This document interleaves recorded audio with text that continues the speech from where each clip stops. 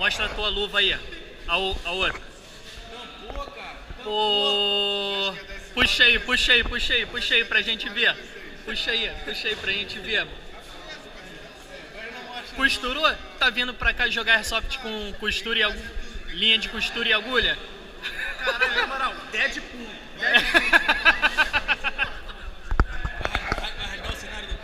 Porra, aí, achei que tu ia mostrar essa sua luva tática nova, mano. Pô, tinha que mostrar, mano.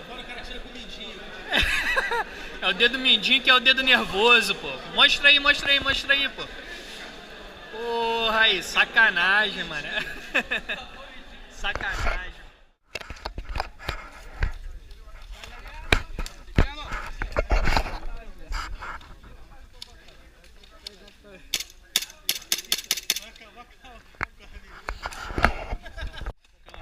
É, esse brinquedinho aí que tu colocou.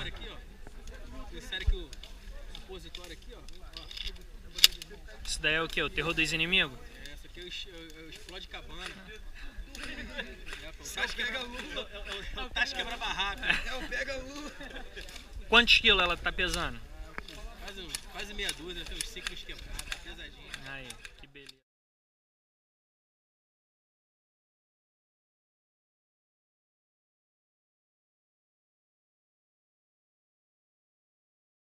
Eles estão tudo tipo na caixa que tem ali, ó. Na direita.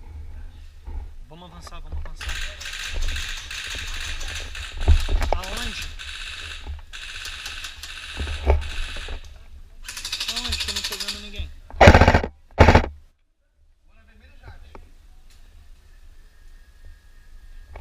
Aonde que eu não tô vendo? Tu tá vendo?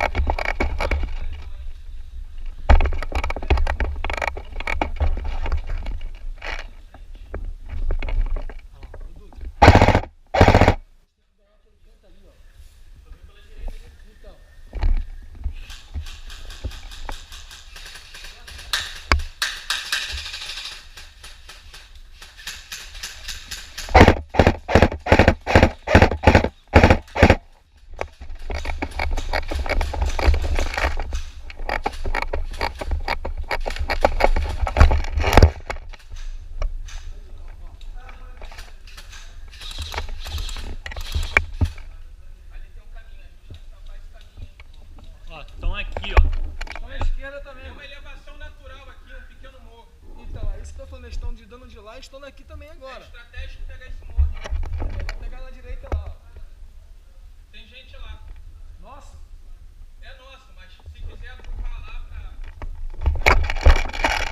Tem mais cobertura aqui.